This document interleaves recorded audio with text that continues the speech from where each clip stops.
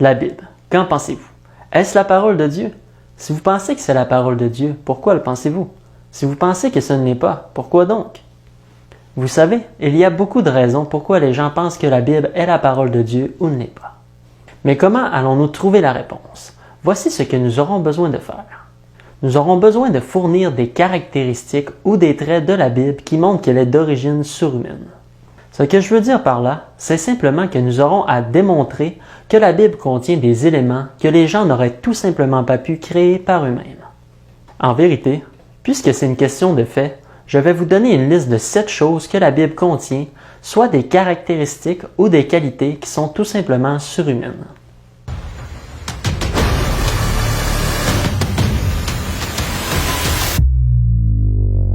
D'abord, je voudrais présenter que la Bible est scientifiquement tout à fait exacte. La Bible a commencé à être écrite vers 1450 avant Jésus-Christ, il y a à peu près 3500 ans. Et pourtant, il n'y a pas une seule inexactitude scientifique à l'intérieur de celle-ci. De plus, la Bible contient des faits scientifiques dont nous avons compris l'importance et la profondeur seulement des centaines ou parfois même des milliers d'années plus tard. Contrairement au Coran, qui est rempli de passages disant que la Terre est plate, la Bible, elle, affirme de long en large que la Terre est de forme sphérique. Par exemple, la Bible révèle clairement la forme de la Terre dans Ésaïe chapitre 40, verset 22, écrit il y a environ 2700 ans. C'est l'Éternel qui siège au-dessus du cercle de la Terre. Vous direz, peut-être que ça veut dire qu'elle était ronde mais plate. Alors voici un autre verset du livre de Proverbes, chapitre 8, verset 31, encore plus précis. Jouant sur le globe de sa terre et trouvant mon bonheur parmi les fils de l'homme. Bien avant l'arrivée des scientifiques, la Bible avait révélé que la Terre était circulaire. Un autre exemple, la Bible a mentionné dans le livre de Lévitique, écrit il y a 3500 ans, la vie de la chair est dans le sang. Nous n'avions tellement pas compris ça que jusqu'au milieu des années 1800, nous saignions littéralement à mort les gens en pensant que nous étions en train de les aider. La vie de la chair est dans le sang. La Bible avait dit des milliers d'années avant que nous découvrions que c'était vraiment le cas. La deuxième caractéristique de la Bible qui prouve que c'est la parole de Dieu est que la Bible est parfaitement exacte sur le plan historique. Saviez-vous que beaucoup de gens ont accusé la Bible de commettre des erreurs historiques? Mais pourtant, la Bible est à 100% parfaitement exacte historiquement. Vous avez des découvertes telles que l'inscription de la stèle de David qui a prouvé que David était un roi d'Israël, ainsi que l'inscription de Pilate qui a prouvé que Pilate était le gouverneur de Judée au moment où la Bible dit qu'il l'était. Caractéristique numéro 3, l'unité de la Bible. La Bible a été écrite sur une période d'environ 1600 ans, écrite en 3 langues différentes sur 3 continents différents, l'Asie, l'Afrique et l'Europe. La Bible est un catalogue de 66 livres différents, écrits par 40 hommes qui avaient des antécédents différents. Certains d'entre eux étaient des rois, des bergers, des soldats, des pêcheurs, des poètes, des hommes d'État, des érudits et des prophètes.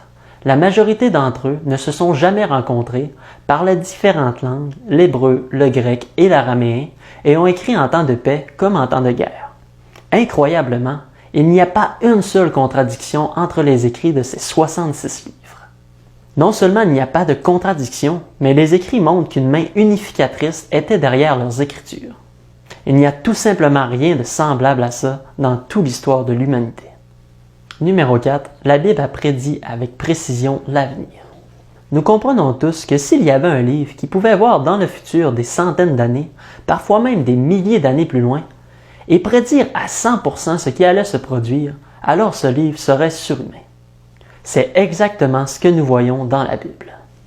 Dans l'encyclopédie de la prophétie biblique, G. Barton Payne déclare qu'il y a 1817 prophéties dans la Bible, représentant environ 27% des écrits totaux de la Bible. Aucune autre religion mondiale ne s'en approche. Et cela fait du sens, car des personnes qui essaient de prédire l'avenir et se trompent sont instantanément discréditées. Dans la Bible, nous voyons des écrivains mentionner la destruction d'une ville du nom de Tyr. Après sa destruction, toutes ces pierres seraient jetées à l'eau, et puis des centaines d'années plus tard, c'est exactement ce qui s'est produit. Vous pouvez aller écouter mon vidéo qui parle en détail de cette prophétie pour plus d'informations. Nous pouvons voir dans Ézéchiel, chapitre 26, verset 12, Ils démoliront tes murs et ils raseront tes demeures luxueuses. Ils prendront les pierres, le bois et les gravats et ils les jetteront au fond de la mer. Dans les années 585 à 572 avant Jésus-Christ, Nabuchodonosor a assiégé et détruit la ville de Tyr en 13 ans. Et en 332 avant Jésus-Christ, Alexandre le Grand jette ses pierres dans l'eau tel que prédit dans la Bible des centaines d'années auparavant. Nous voyons aussi des écrivains de la Bible parler du Messie des centaines d'années avant sa venue et plus de 300 prophéties à son sujet qui ont ensuite été réalisées par la vie de Jésus-Christ. Si vous voulez appuyer sur pause et prendre le temps de regarder ces quelques exemples par vous-même. Mathématiquement parlant, les chances que quiconque accomplisse ce nombre de prophéties sont stupéfiantes. Les mathématiciens le disent ainsi. Les chances qu'une personne accomplisse 8 prophéties sont de 1 sur 100 milliards. Les chances qu'une personne accomplisse 48 prophéties sont de 1 chance sur 10 à la 157, ou autrement dit, une chance sur ce nombre.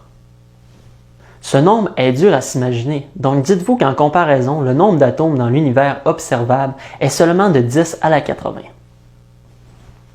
Les chances qu'une personne accomplisse plus de 300 prophéties, seul Jésus. Ce sont tous les détails de ces prophéties qui démontrent que la Bible est la parole inspirée de Dieu. Seul Dieu pouvait anticiper et accomplir tout ce qui était écrit sur Jésus. Cette précision et cette fiabilité historique distinguent la Bible de tous les autres livres ou enregistrements. La capacité de la Bible à prédire l'avenir montre une fois de plus sa conception surhumaine.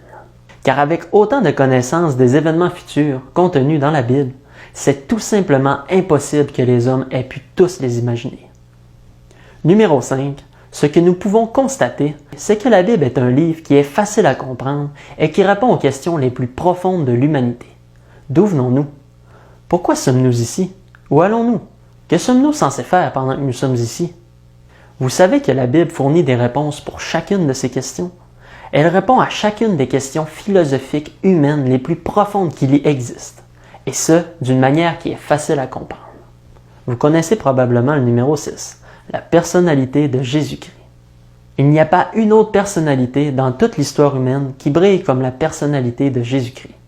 Même les ennemis de Jésus ont dû admettre qu'il n'était pas faible. Il se mettait parfois en colère, mais il se mettait en colère pour de bonnes raisons. Il manifestait de l'amour pour ceux que la société n'aimait pas. Il corrigeait ceux qui étaient en position d'autorité et qui abusaient de cette autorité. Et pourtant, pendant tous ces événements, Jésus n'a jamais péché, même lorsque la pire des justices a été perpétrée contre lui. La personnalité de Jésus-Christ est simplement surhumaine. Et puis enfin, la persistance de la Bible. Saviez-vous que les gens ont essayé d'éradiquer la Bible? Ce fut le livre le plus maltraité, le plus critiqué, le plus scruté de toute l'histoire de l'humanité. Que ce soit en l'an 303, où l'empereur Dioclétien, entre autres, donna l'ordre de faire brûler toutes les églises et les livres sacrés, à aujourd'hui en Chine, où le secrétaire général du Parti communiste chinois, Xi Jinping, a annoncé en novembre 2019 qu'il voulait réécrire la Bible pour qu'elle soit adaptée aux valeurs communistes chinoises. Donc, qui dit réécriture dit destruction des anciennes copies de la Bible. L'humaniste français Voltaire a dit qu'il avait fait un si bon travail pour prouver les nombreuses erreurs dans la Bible que 100 ans après sa mort, le seul endroit où vous trouveriez une Bible serait dans un musée. Ce qui n'est certainement pas le cas aujourd'hui. En fait, il y a des milliards de Bibles dispersées dans le monde entier que les gens lisent. Mais pourquoi? Pour la simple raison que la Bible contient des traits, des qualités et des caractéristiques qui sont complètement surhumaines. La Bible n'est pas la parole de Dieu parce qu'elle est populaire. La Bible est populaire parce qu'elle est la parole de Dieu.